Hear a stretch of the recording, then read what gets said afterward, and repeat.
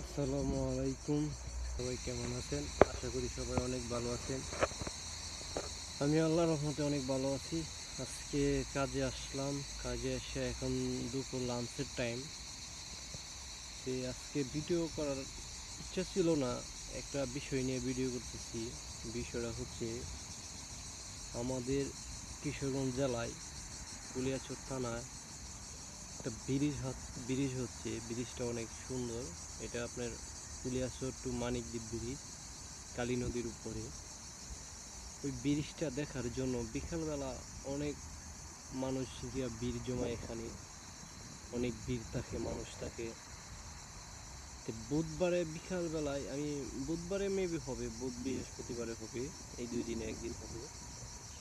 তিনটা লোক একটা বাইকে করে ড্রাইভ করছে।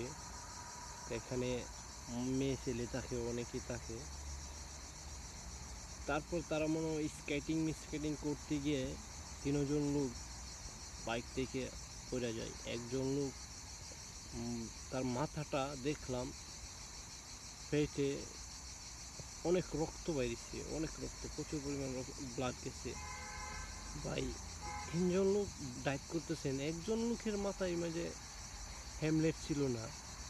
আর বাংলাদেশি তিনজন লোক একটা গাড়িতে উঠে কীভাবে রে ভাই? আপনি বাহিরে কান্ট্রিতে আসেন, একটা বাইকে সর্বোচ্চ দুইজন, এর বেশি তো উঠতেই পারবেন না। এরপরে তো সেফটি ছাড়া করতে বাইরেতে পারবেন না, হেলমেট ছাড়া তো বাইরেতে পারবেন না। আর বাংলাদেশে কীভাবে এরা তিনজন চারজন লোক এই জায়গার মাঝে এত ভিড়ের মধ্যে গাড়ি ড্রাইভ করে? এখানে দেখি প্রায় সময় অ্যাক্সিডেন্ট হয়। আমার কথা হচ্ছে এটা না, আপনারা ড্রাইভ করেন ভাই, গাড়ি চালান, সমস্যা নাই ভাই, সেফটিটা আগে ইউজ করেন না রে ভাই, আগে সেফটি ইউজ করেন। আপনারা বাংলাদেশে তো অধিকাংশ মানুষেরই ড্রাইভ করে, মোটর বাইক ড্রাইভ করতেছে, লাইসেন্স নাই। এটা তো হচ্ছে বড় বিষয়।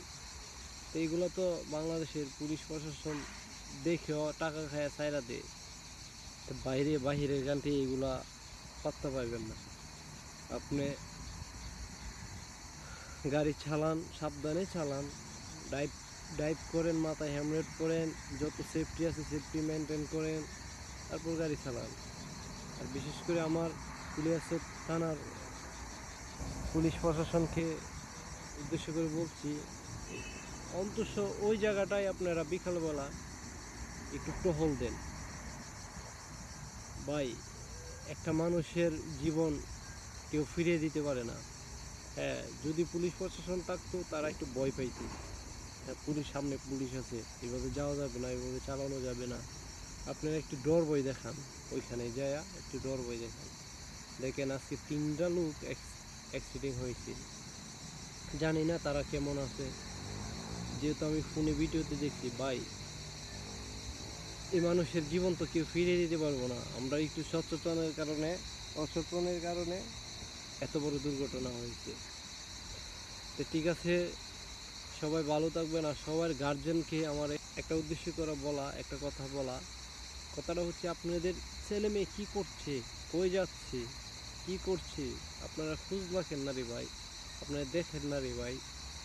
আজকে একজন মানুষ হারিয়ে গেলে, একজন মানুষ মারা গেলে কেঁদে তো লাভ হবে না রে ভাই। আপনার কোনো দিক দিয়ে আপনার কোনো শাসনের অভাব ছিল, কোনো গার্ড দেওয়ার অভাব ছিল, সেই জন্যই তো আজকে এত বড় দুর্ঘটনা।